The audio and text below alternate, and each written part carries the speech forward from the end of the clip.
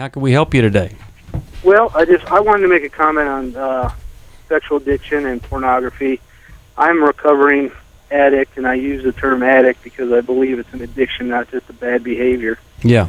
And from the time I was 11 years old until August 25th of 2010, I was an active pornography addict.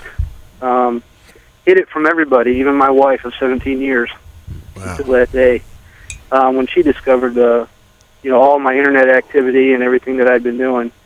And it's definitely an addiction, and I disagree with anyone who says it's not, because it's controlling, and it almost destroyed my life and my family. Jeffrey, I want to hear how things got better.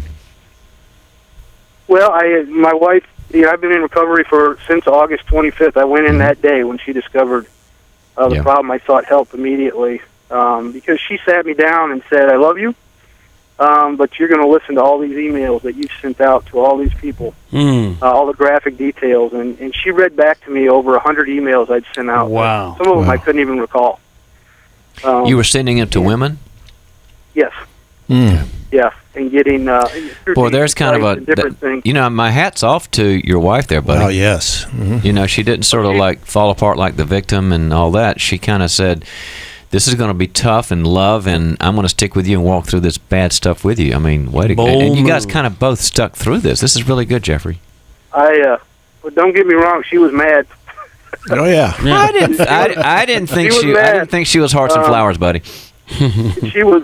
She was heartbroken, and I was heartbroken. And really, until that point, I'd have argued I didn't have a problem until I actually heard in somebody else's words, my wife's voice, those emails that I had been communicating with, strangers.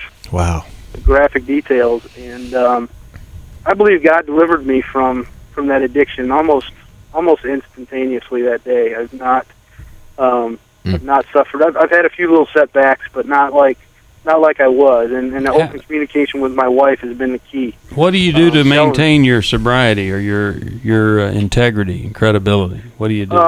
In the beginning, it was severe accountability. She had access to everything, my phones, computers, all that kind of stuff, and she did a lot of accountability with me. Does she still have access? Oh yeah, Good. Absolutely. Good. She does.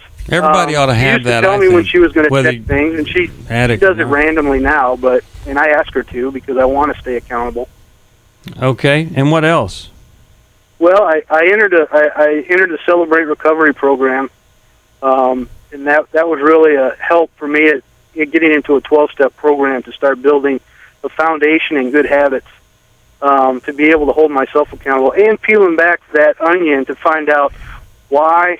Where did the behavior start and why? Yeah. And how I could identify my triggers and make sure that I did things in my daily life to avoid slipping into those triggers or reacting to those triggers. Okay, Jeffrey, you're talking right now to maybe a bunch of women who have a man in their life who's a Jeffrey, and they're struggling, they're heartbroken. To tell them the one thing that you want them to know, or let's say the one thing you want them to do because they've got a Jeffrey in their life.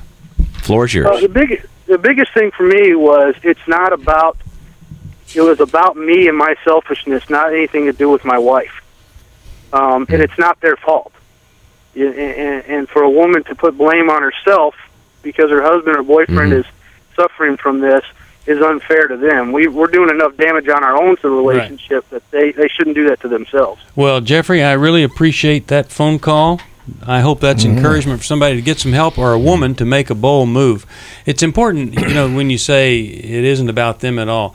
Well, it is about them from the perspective they are married to you, and so it's done to them, but not at them. It has impact. Or because of them. It's not because they're not having sex often enough or anything like that. But some women feel discounted when you say, well, it has nothing to do with you. Hey, I thought we had a marriage ceremony there.